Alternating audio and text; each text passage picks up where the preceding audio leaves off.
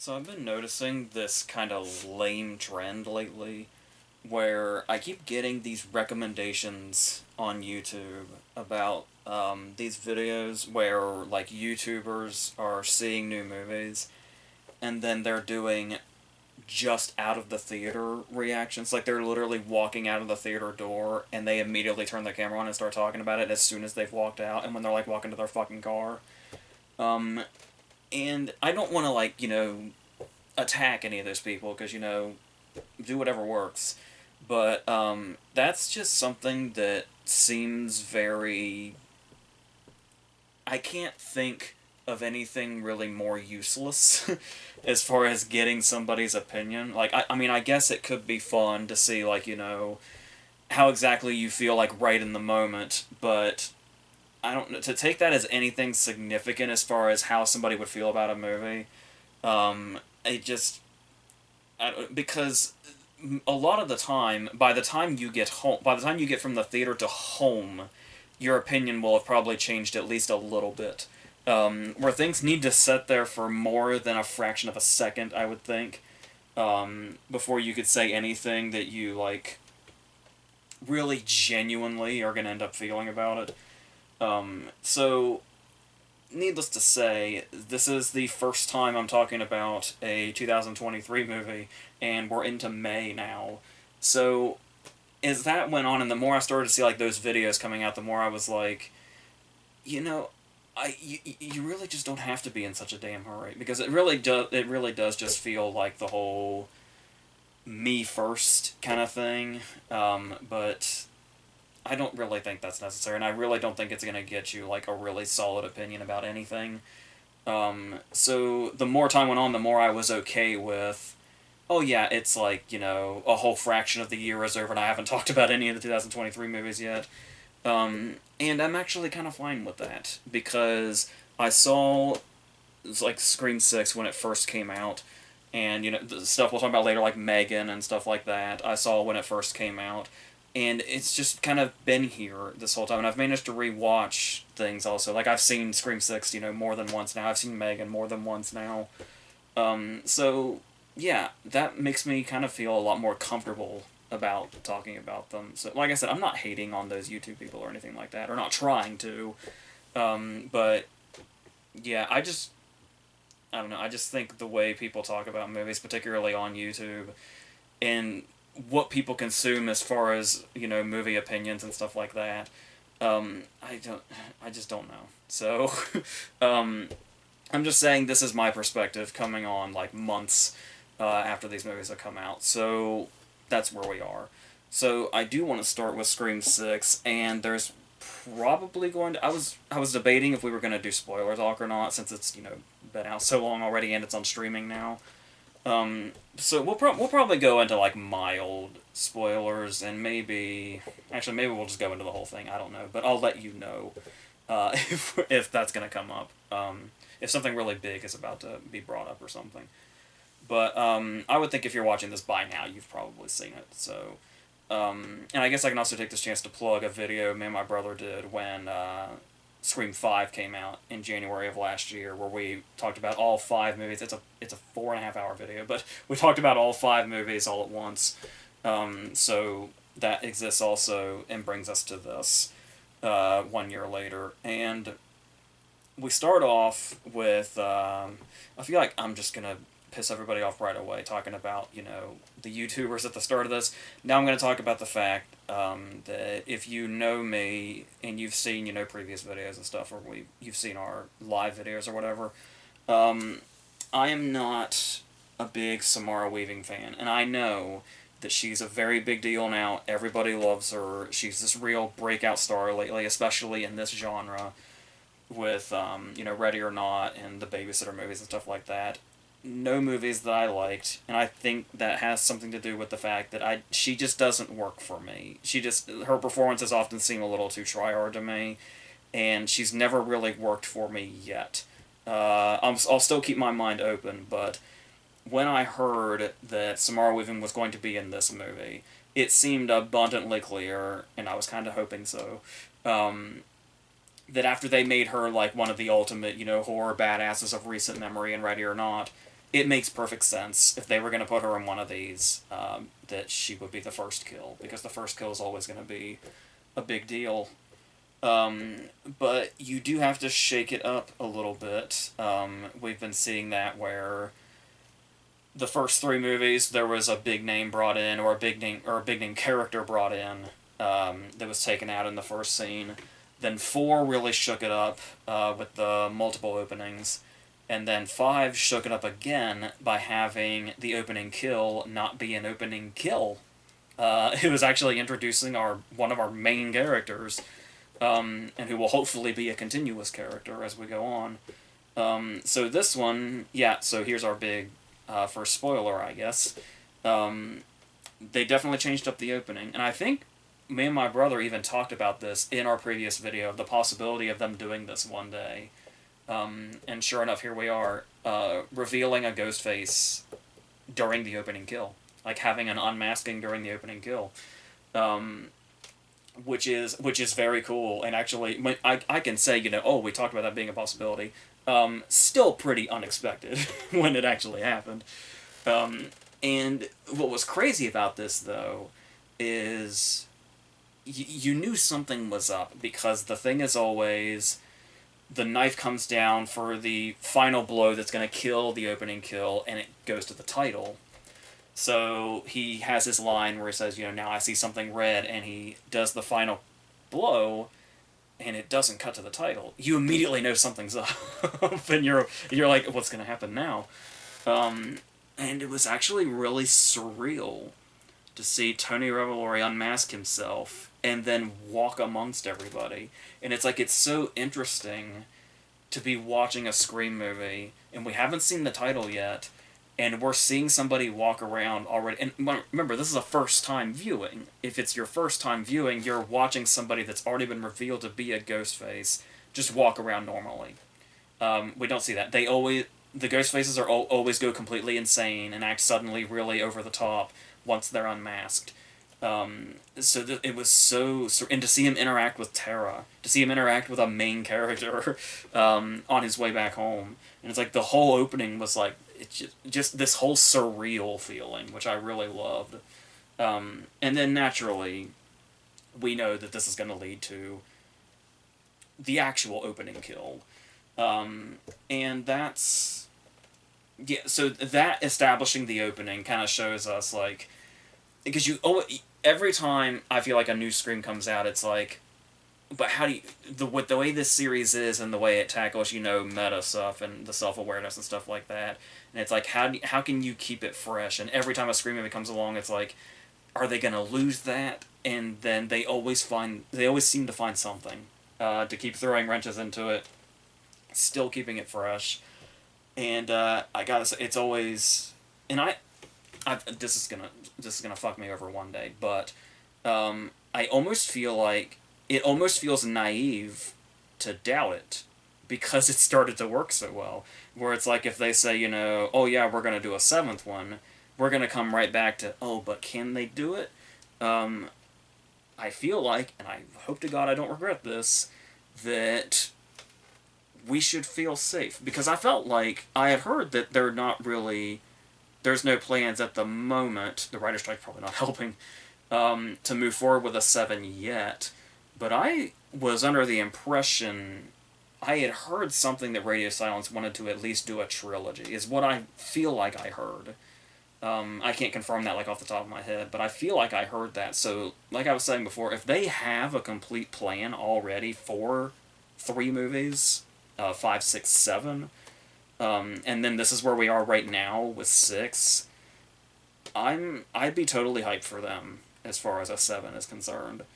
Though I would feel like that would have to be the stopping point, but like I said, they continue to surprise and come up with new ideas of how to do this stuff, so there's always something.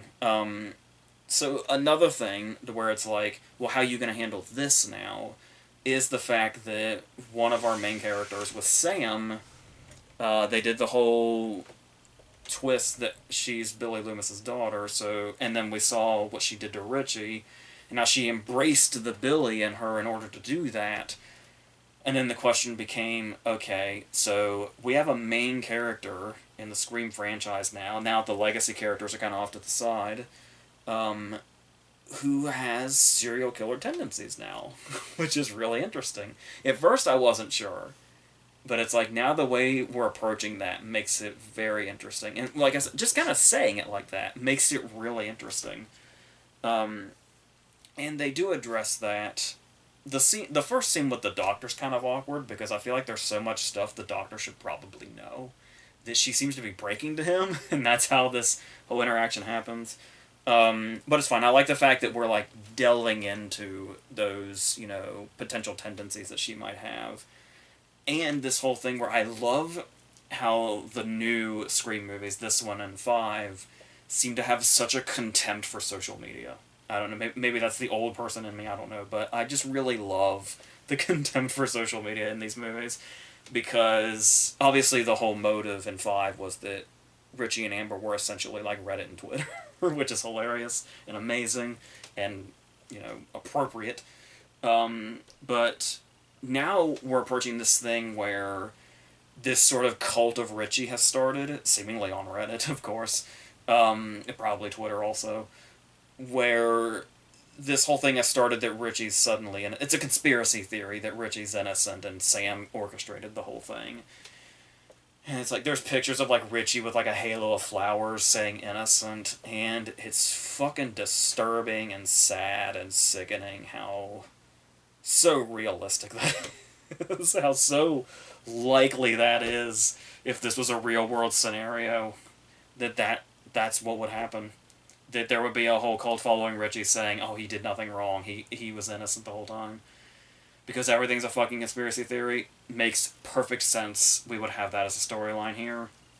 So having Sam getting attacked in public because of it, all of that. I mean, there's been a thing since the beginning of time of survivors getting attacked, but I mean, especially in the social media age, it's very apparent, and I like that they put that in there and how they're really keeping this. It's keeping everything like really relevant as far as when these movies come out, which is what the Scream movies have always done so well and how they've been able to go on for so long. But on the other side of that, we have Tara, and what's interesting about her is what's actually really good about the dynamic between the two sisters here is they both have different perspectives on where we are now after the events of five, and in both we can understand both of them. Where it's like when Sam is saying like we got to stick together, and because this could happen again at any minute, and there's all the conspiracy theories and stuff like that. We're not, even though it's a year later, we're not out of danger.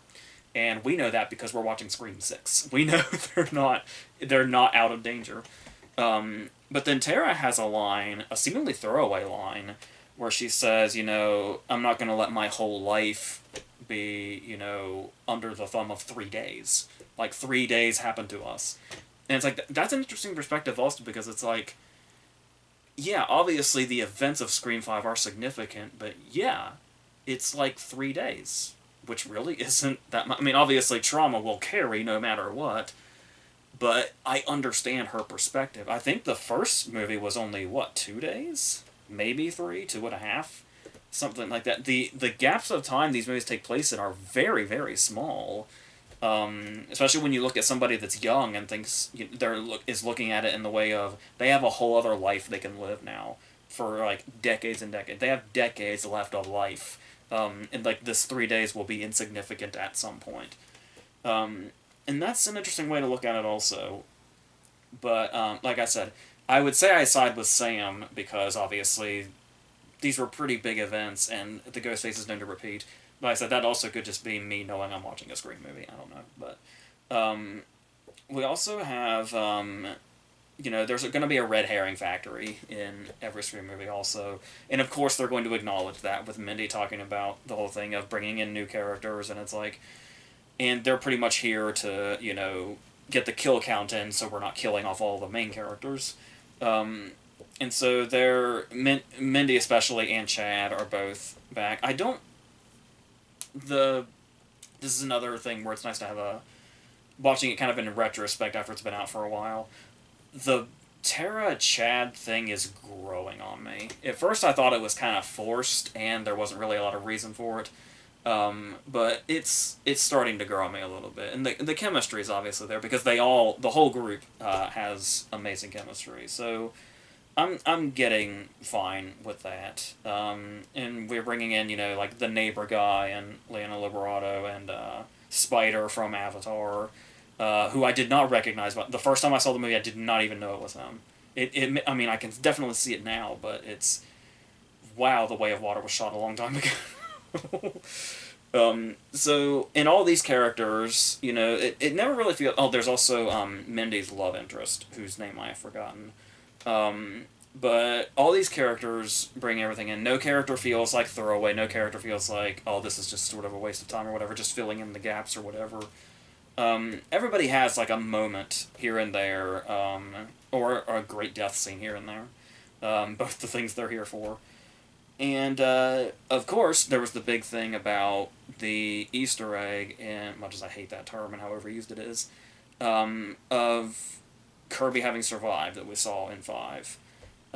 Which is great because, like I said, Hayden Panettiere, in my opinion, gives one of the best performances, maybe one of the best performances in a horror movie in Scream 4. What she did in Scream 4 is incredible. And I've always stood by that, and I stand by it now. Here, not as good of a performance, but it is great nonetheless that Kirby is back here, and I like the idea of her being in the FBI now, and that's how she comes into the story. And I was kind of on Gail's point here for a little bit, where it was like, how are you in the FBI? You're a child. And then it's like, oh yeah, Scream 4 was in 2011, which was 12 years ago. So she's 12 years older now. So it's, yeah, okay, so it makes sense now. And we saw one of the great things about Kirby, and that made her such a cool character, was how huge of a knowledge she had of horror movies. And then so to see us actually get a scene of her and Mindy together, I love where they, are kind of throwing opinions back and forth, all of which that I pretty much agree with. So I love these characters even more now. So, yeah, so character-wise, we've built a really nice sort of foundation here. So as far as the shit that goes down, yeah, I love how crazy this movie is. I love how fun this movie is, because I can understand a criticism where maybe they didn't quite use the city setting as much as you would hope. It doesn't pull like a Jason Takes Manhattan or anything and take place almost entirely somewhere else and then kind of comes here.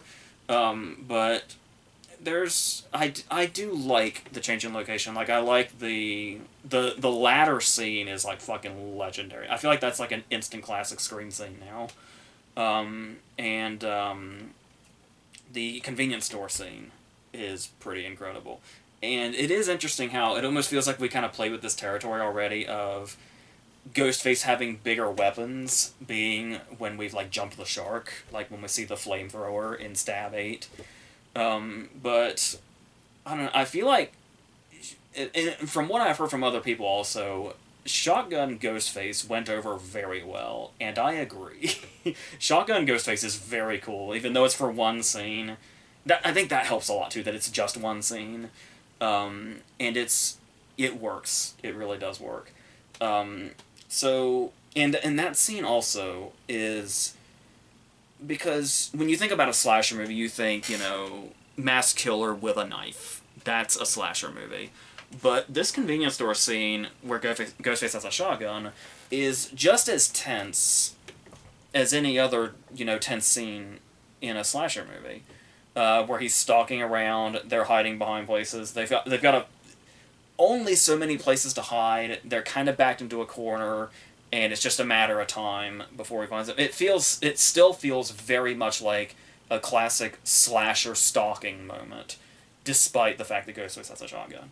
And that's all these reasons are why I do think that works very well. Also having like the worn down old mask is really cool too. I think it actually works better. It works better for Ghostface than it does Michael Myers, I think. Maybe that's because Michael Myers needed better movies whenever he had worn down masks, but that's beside the point.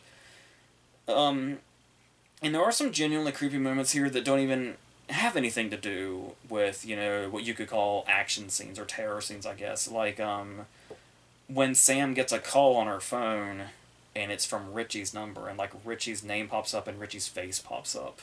And it's like that like actually kind of gave me a little bit of a chill when it happened the first time. And yeah, I really appreciate stuff like that. The moment right after that too, there's at least a couple of moments in here where you can usually pinpoint where the ghost face is gonna pop out, and like when and how they built it up. I like the way they built that up with. They seem to have done the opposite of what they did in Scream 5, which is the scene with Wes when he's walking around the house after Judy's been killed, and they really, really milked that. They really, really toyed with us as much as they could.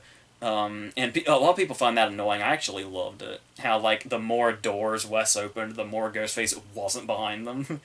And they just really, really dragged it out. And now here, in Scream 6, there's at least 2 or 3 moments I can remember off the top of my head where a scene has barely started and the Ghostface pounces. It's not even a scene where you anticipate Ghostface is going to show up, and he just pounces out of nowhere. And I really like that. And this scene right before when they get the call from Richie, right before the convenience store scene, Richie's phone, right before the convenience store scene, when Ghostface shows up first in that scene is totally unexpected. And there was actually a moment where, this is also kind of spoilery, I guess, there were genuinely moments, and I think it was around the convenience store scene, and this is particularly important to these movies. I guess it was Tara I was thinking. I kind of thought Tara might die, which is a pretty big deal, because your first thought might be, this is Wednesday just came out. She's really breaking out everywhere. They're not going to kill Jenna Ortega in this movie. They're just not. That's killing the money. But a large portion of the money. But then the thought's in the back of your head, because it's like, oh no, she has a fan base. Like, Jenna Ortega has a fan base. They're not going to kill Jenna Ortega. And then you remember this is the series that killed Randy in the second movie. This is the movie that this is the series that literally killed the fans' voice in the second movie, halfway through the second movie. And then it's like, they may not care if they piss everybody off. If it subverts expectations and feels out of left field and completely catches you off guard, they might do it. They really might. And I love that I can feel that. Like, it feels like the stakes have been established. Not just in the last couple of movies, but the whole franchise has established the stakes. And so, let's go ahead and talk about something here that got brought up in one of our live videos, which I'll just reiterate what I said there. And this is pretty spoilery too. So, we were asked what our expectations would be for Scream 7. Like, what would we want? And my answer was, I don't know what I want until we get it, because I'm not writing. But I know what I don't want out of this series. And one of the things was, I feel like, honestly... Well, first of all, I feel like now that we've killed Dewey, we don't need to kill Gail, or, assuming she eventually comes back, Sydney. And I don't really... And that was a whole... We went into other things, but the main thing there was, I don't think the legacy characters need to die, especially since it's been built up so much that they can. That's why I thought it was really cool they never killed Sydney in Scream 3, because they really laid it on thick that she could have died in Scream 3, and she didn't. And she still lives on now. And yeah, I feel like the stakes are established enough that we don't necessarily have to do that. Now, as far as us having a new group, there's the core four, as they keep calling themselves. Thanks, Chad. for really driving that into the ground to make sure it's stuck. And I think it has, from what I've heard. So I know some people, actually many people, seemed quite upset as far as stakes go that this movie went very easy on the core four. There's a lot of, even outside of the core four, the whole cast of Scream 6 seems almost immune to being stabbed. People can be stabbed over and over and over again and somehow still survive and still get up and move around and be fine. And I get that for sure. But I like the fact that right now the stakes have been established to where I genuinely felt characters could die. There was that moment where it seemed a certainty that Chad was dead. And Mindy, I never really was convinced that Mindy was going to die in the subway scene, but it did feel like she was absolutely in danger, that's for sure. But as far as none of the core four dying, even though it looked like one of them very well could have, or multiple ones very well could have. Like I said, there were many times where I thought Tara might have been expendable. At the end of the day, after really thinking about it, I loved the fact that they didn't kill any of the main characters, because as soon as Dewey died in the fifth movie, everybody started thinking, oh, this is what the new movies are going to do. They're going to start... We're going to get a major character picked off in every next movie. So, with Dewey dead now, everybody goes into the next Scream movie thinking a big character's going to die.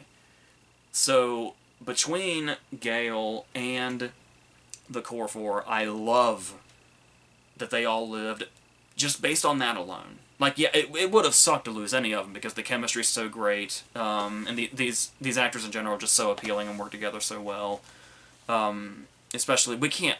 Losing Mindy would, like, be killing Randy again, and I don't think... Like, I talked about that with Tara as far as killing somebody with a fan base, but I mean, I really think you'd have... Like I said, I think it was Bob Weinstein told Jamie Kennedy killing Randy was probably the worst mistake we ever made. Like, killing Randy might have been one of the worst mistakes of my career as a producer. And yeah, so I feel like Mindy would be safe, because that would might be like one of the hardest to get over. And like I said, as far as the audience having a voice. So, and Mindy like kind of resurrects Randy in that way.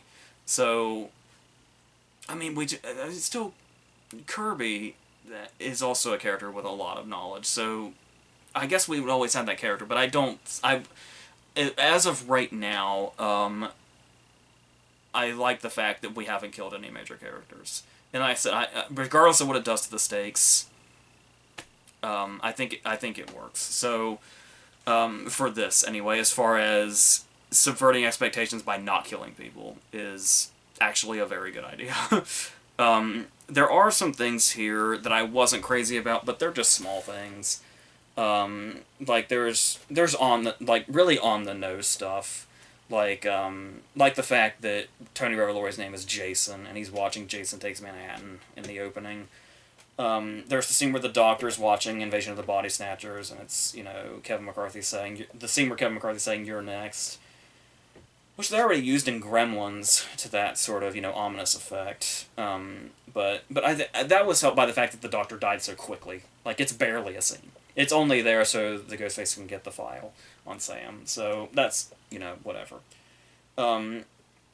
There's stuff where they kind of lay it on thick as far as, the audience being in on what's going on and new characters not. Like, there was really no purpose of Sam's phone ringing, and I think it was Ethan that said, "Why did everybody freak out when her phone went off?" And it's like, we don't really need to literally shine a spotlight on the fact that there's some characters that aren't familiar with the events of previous movies. And that's all it is. It was so fans could say, "I know what's going on and this character doesn't." That's funny. That's a bit much. I don't care for the throwaway Sydney line. To basically... Because everybody went into this movie knowing that Sydney wasn't in it. Because of the Nev Campbell and the money thing. But I feel like they wrote out Sydney fine just by changing the location. You really don't need to address Sydney much once you've changed location, because that's a big location change. It's very reasonable Sydney would not be in this story, because it takes place here. And Gale's another story, because Gale will follow anything, and Sydney, is, she's got, Patrick Dempsey now and children, and in the events of the previous movie, having Gale literally say, she deserves her happy ending. And I also think that's premature, because like I was saying, I really like to think, should they continue, and if they end up back in Woodsboro, they are gonna have to fucking pay Nev Campbell. Yeah, they probably should have done that anyway. But still, it's a lot. You don't need to go into that as much as possible. And there's there is some stuff here that's subtle enough, like even eating the Cheetos in the van, like Kenny. There's the moment it could also be seen as on the nose, but I actually really liked it. It's that moment between Sam and Gale, where they're talking about family, and they say, you have to make your own family, even if it's only one person, and then you hear Dewey's music on the soundtrack. That's like something like that.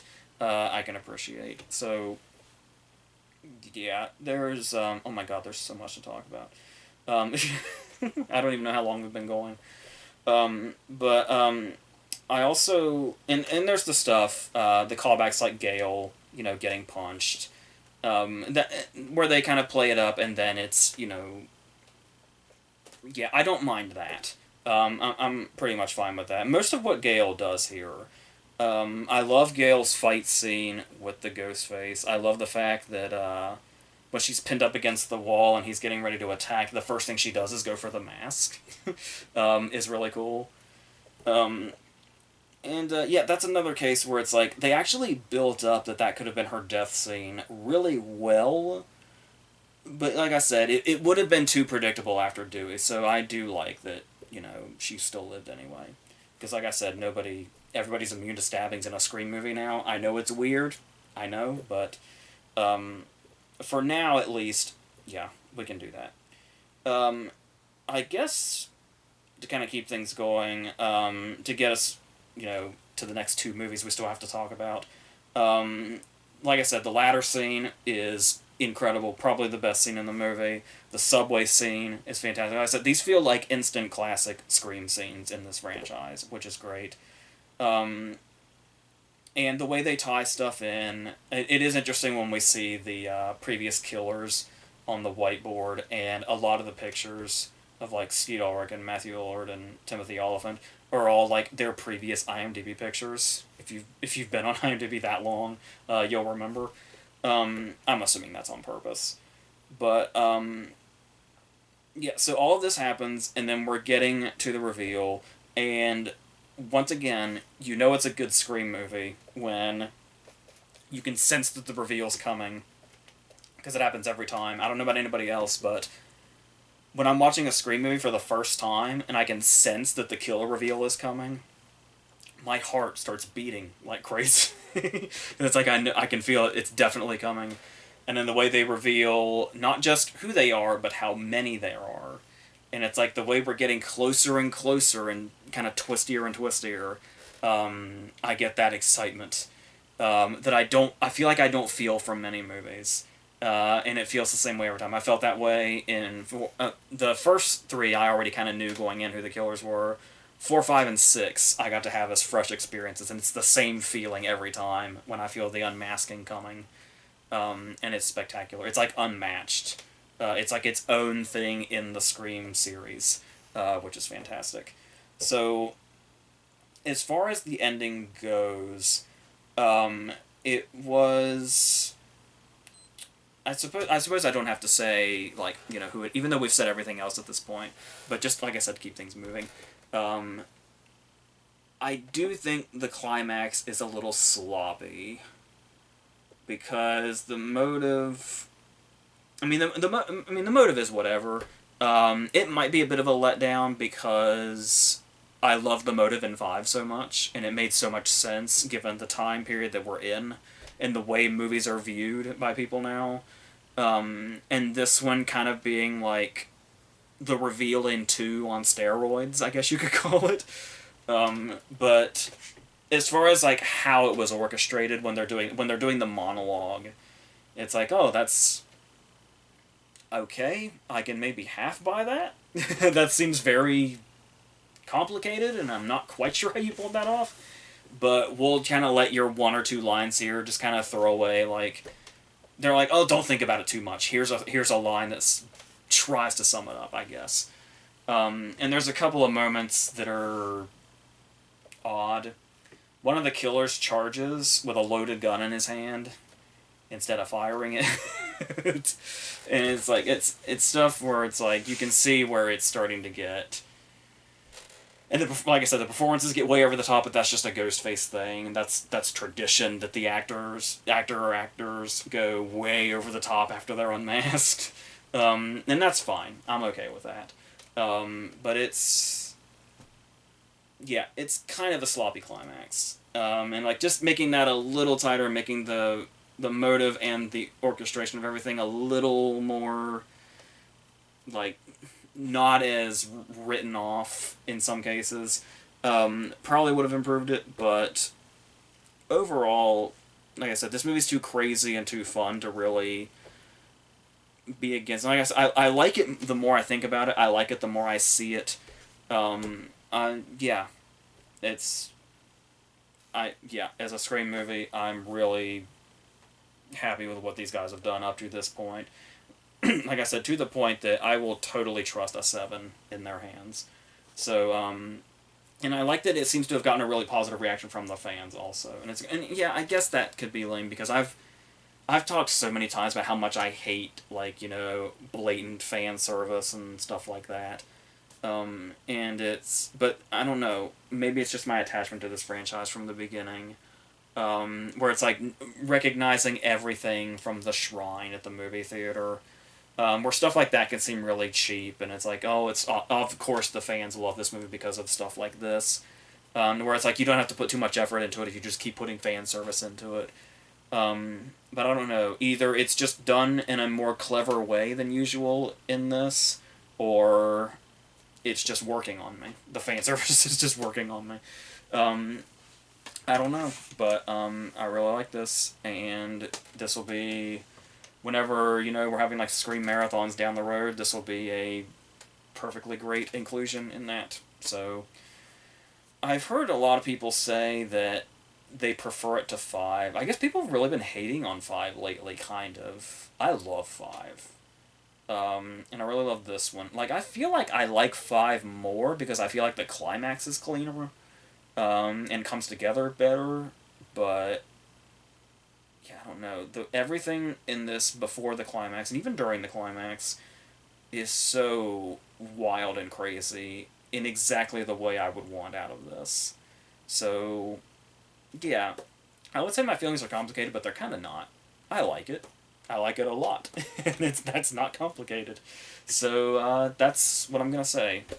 So let's go on to Renfield. So Renfield is something that had a lot of potential. You throw out... I feel like the first thing we heard was Nicolas Cage is playing Dracula. And it was immediately like, okay, yes, this is either going to be one of the worst disasters of all time, this is going to be notoriously bad, or it's going to be amazing. You can't cast Nicolas Cage as Dracula and expect a middle ground. It's just not going to happen. So, expectations were in various places there, and then you say, and Nicholas Hoult is Renfield, and it's a movie basically about Renfield. And that all comes together because Nicholas Hoult is great. The more I see Nicholas... Obviously, we've seen Nicholas Hoult for like 20 years already, but just the more it goes on, because he was... Obviously, he was great as a child actor, and he's shown how good he is as he's gone on, but in The Favorite and The Menu especially, I've become such a massive Nicholas Hoult fan.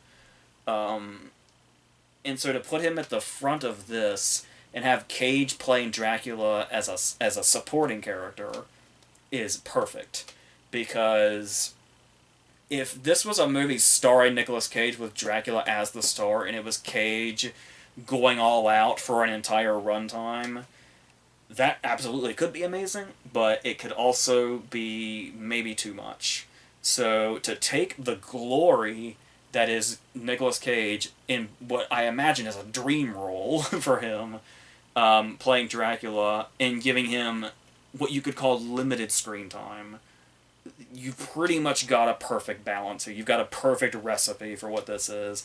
Throw in the fact that Chris McKay is the director who did like the Lego Batman movie, and like I said, all the pieces of this movie were here, and for me, they fell into place pretty perfectly.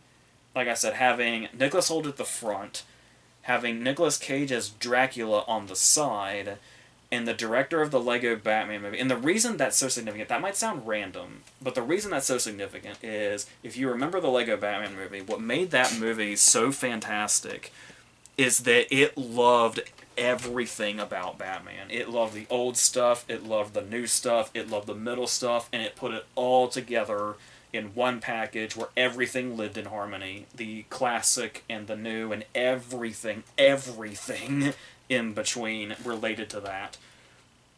This is basically the same way for Dracula. You've got the opening scenes where they recreate the scenes from Todd Browning's movie. And the thing that impressed me there was that you would think Cage would be like, Cage would pick a performance and then it would just be that. But he gets to be, you know, his over the top Dracula. But when he's playing the Lugosi scenes, he plays them exactly the way Lugosi played them. Like in that very downplayed way. And then it makes sense that he would just kind of get crazier over time and more over the top over time. The more he embraced, you know, being a vampire and, you know, eating and killing humans and stuff like that. To where he can embrace every aspect of Dracula. He can do Lugosi, then he can do Christopher Lee, then he can do, you know, Frank Langella, then he can do Gary Oldman, and just forward. Even, like, the new stuff. Like, because the thing about it is, it's not just the Dracula styles, it's the styles of the movies in general, because with, you know, Browning's movie, it was this sort of, it almost had like this air of sophistication to it, but it was also, it felt very downplayed for a horror movie, because it was 1931. And then, as the Dracula movies have gone forward, they've gotten, sometimes they get artsy, sometimes they get much gorier, and then as we've gone forward, they get action-y, where we get stuff like, you know, stuff that's not good, like Dracula Untold or, you know, Stephen Sommers' Van Helsing. But one that I actually really like, the remake of Fright Night. Like I said, these very CGI-heavy, action-y versions of vampires, or Dracula in particular. And this movie has all of that. So it's like, you could say that it seems out of place, that Renfield is kind of an action movie. But it's like, well, no, we've had plenty of action, you know, Dracula movies, believe it or not, CGI action-heavy Dracula movies before.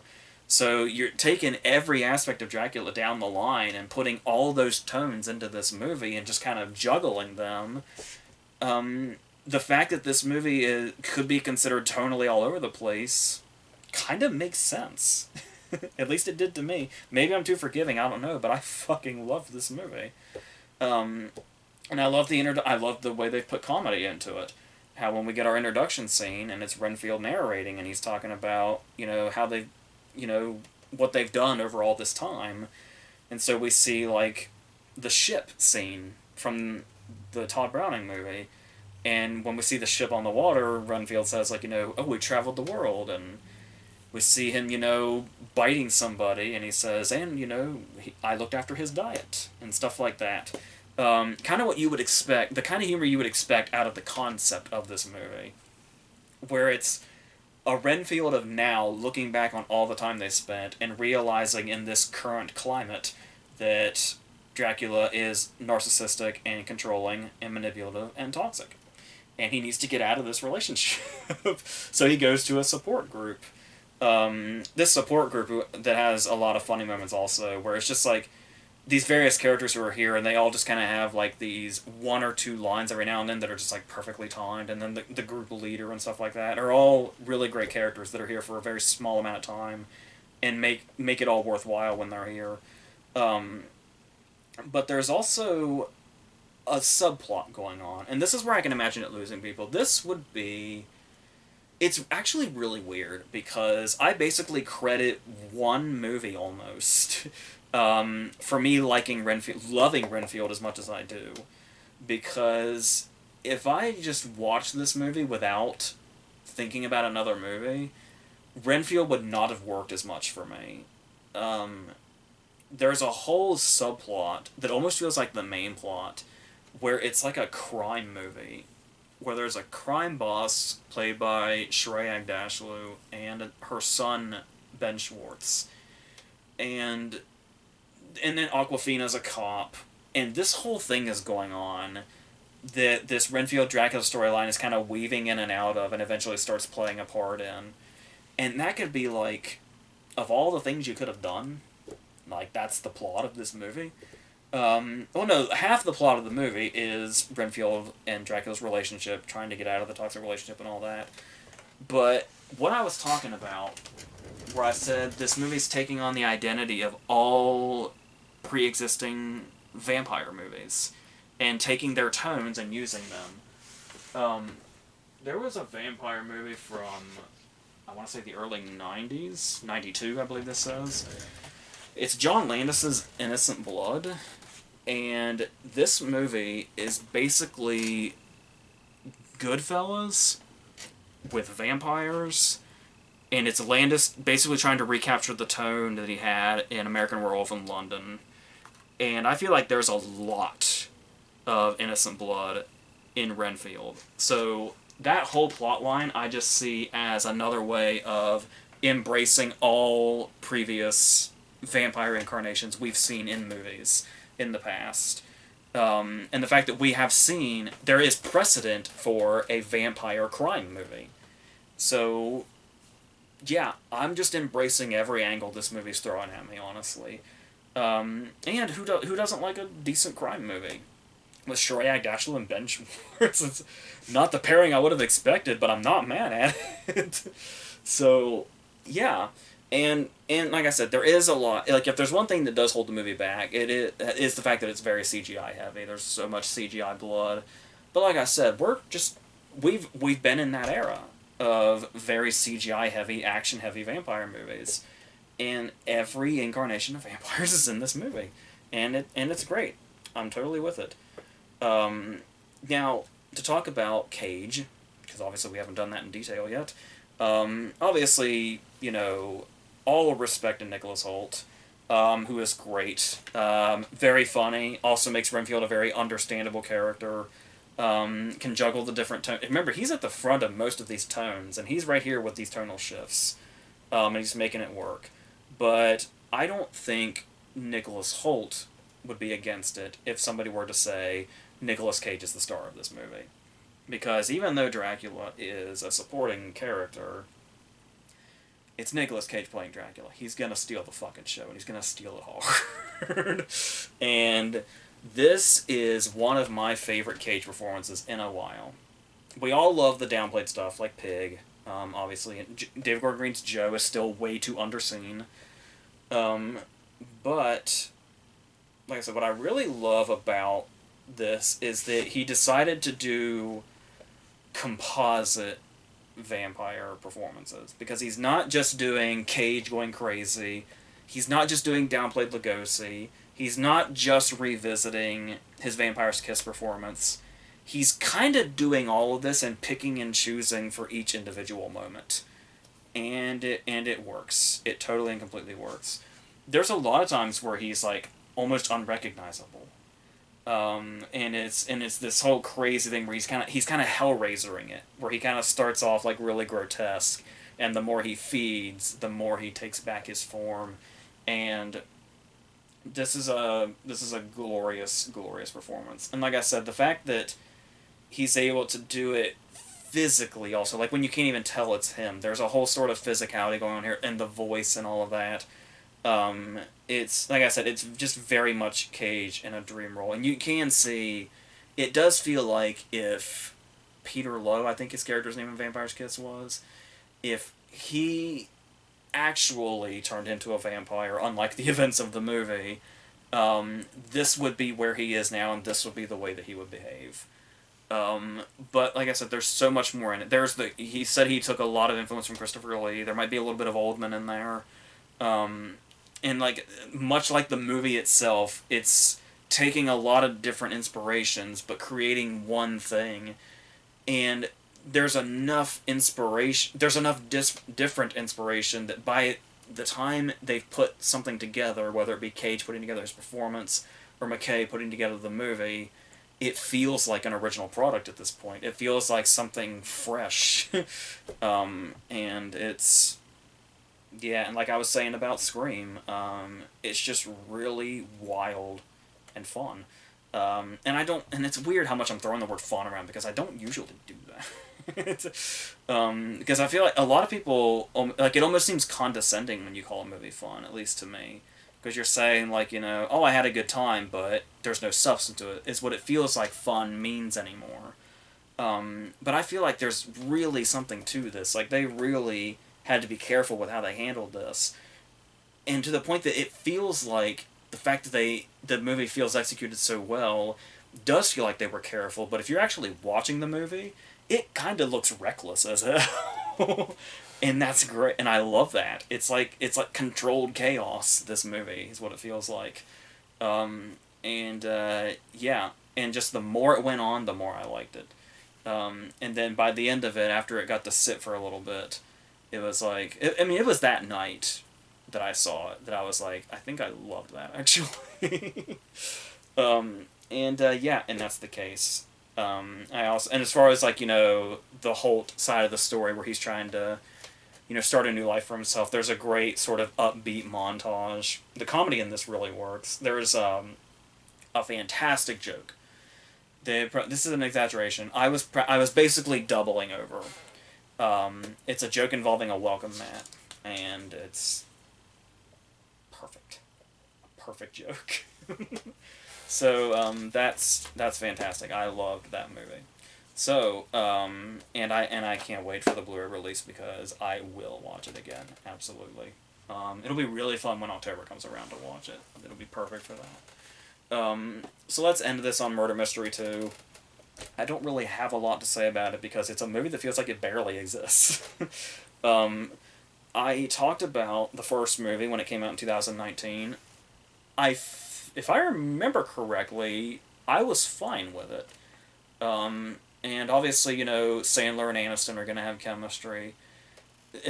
They have chemistry for sure, though I do believe Just Go With It is probably one of Sandler's worst movies, and we know where that bar is. And I know, I actually, a lot of people seem shocked when I say that, but yeah. Just Go With It I thought was absolutely bottom of the barrel. But like I said, he and Aniston still do work together very well, and you get the sense that they're two people that know each other and have worked together for a while.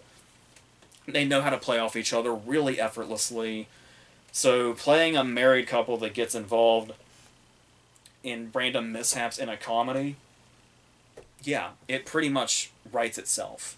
Like they could have pretty much done anything here, and at the very, very least, the chemistry would have been there, and that would have been something.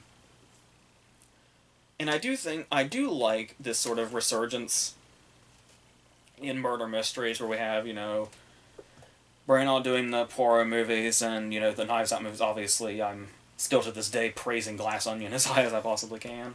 And there's, we've had a couple of these. So I would say, honestly, the biggest problem with this movie is that it's not really about the mystery. And I feel like that can actually be an asset. The fact that it doesn't really seem to try to overcomplicate itself necessarily. It's kind of more about, the set pieces and the jokes and all that, like the physical comedy. And Sandler's like really. I mean, they both have chemistry, which is great. But Sandler feels like he's especially carrying it because he's got like whether it be like his reaction shots or how he like his physical comedy in general, or his sort of throwaway lines. There's a moment when they have to keep blockading the door because they're afraid the killer's going to come in, and people who are allies keep coming to the door, so they have to keep moving the stuff and letting people in. And he has this delivery where there's a knock again, and he says, I really hope that's the killer that's here to kill us because I'm tired of moving this shit. Like he can just kill me now, and it's and it's the way he delivers it is what makes it work. Um, but like I said, that's a lot. That has to carry the movie. Interestingly enough, though, I think the reason the movie isn't the disaster it maybe could be is the fact that it is very, very short. What I mean by that is when you start it on Netflix, it says an hour 30. Pretty much exactly an hour 30. But the end credits start at an hour and 19 minutes. There's 11 minutes of just credits. So this movie is unbelievably short. So you could say, oh man, they really had to stretch out material because, yeah, there is a moment when they're here for a wedding. So before anything has gone down at the beginning of the movie, there's a whole dance scene. And dance scenes always spell disaster. It always spell in comedies like this, they're really stretching out material. It usually means we have to pad the runtime because we do not have enough. But even so, as far as like establishing, the fun nature, I use that kind of in quotes, the fun nature of a Sandler movie like this, where it's like he's notorious now for his movie essentially being expensive vacations for his friends that he just happens to make money off of, and people seem to really enjoy watching them. His fan base, anyway. Um, I don't know. There's something about these that I'm not quite sure what you would call it. I keep wanting to say innocence, where it's like it does feel like they're trying to do something that's actually entertaining rather than just entertaining themselves, which is what many Sandler movies lately can feel like. But there's still like there's a whole a thing with a cheese knife here, where it's a knife that Sandler's using and then it ends up being used in the crime. The way this knife is treated feels very similar to the way a knife is treated throughout this past season of Only Murders in the Building. So, like I said, it doesn't really feel like it's about the mystery, and it doesn't really feel like it's about the plot. And I don't know how I feel about that. Like I said, I can see where it could work, and it's like it it gets it out of the way so they can put more focus and more effort into the entertainment factor of the movie, which, because it's a comedy first, then it's a mystery, despite what the title tells you. So I can get that. But, it can be a comedy and an intriguing mystery, too, if you put more effort into it.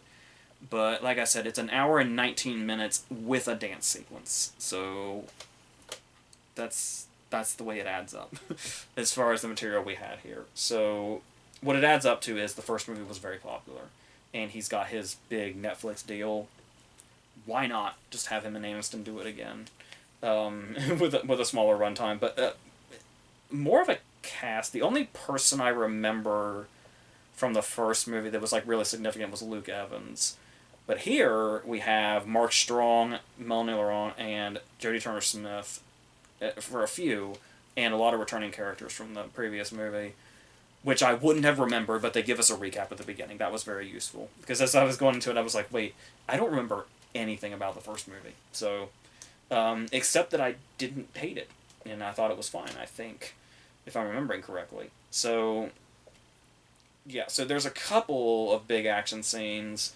There's a funny moment where there's like an almost slapsticky double death that happens that's actually quite funny. But nothing other than that scene is really like laugh out loud funny, at least to me. Like there's laughs here and there, like I said, from like a Sandler reaction or a Sandler delivery or something, but nothing about it really feels significantly funny or significantly, big or anything. Like, you can tell they're trying to be stylish in the action scene. There's a moment where, like, the camera does, like, a whole 360 um, in the, like, kind of like a James Wan shot. But you can just tell they're, like, really trying to trying to add flair to something that doesn't really have much. But I mean, if the effort's there, I guess that's where the bar is as far as these go. But not just Sandler movies, but Netflix comedies especially. But yeah, it feels very insignificant, but it's nothing to be mad at. Like I said, when you're talking about take Sandler out of the equation, when you're looking at a Netflix comedy, yeah, the bar kind of is that low. So, and with Sandler here and Sandler and Aniston together and their chemistry, Mark Strong having a couple funny moments here and there, um, this does feel forgivable as far as not being something that's really needs to exist. So that's pretty much how I feel about this, I guess. So, um, I guess we can leave this at this. The next thing we're going to talk about is Megan, and I guess Ant-Man 3, and Magic Mike 3. So, Megan, which has a 3 in its title, and 2 third movies and franchises. So, that's going to be that, and all stuff throughout the summer, and then when we get to the fall, I have a lot of stuff planned, so we're going to do all that. So until all of that stuff, I think that's it.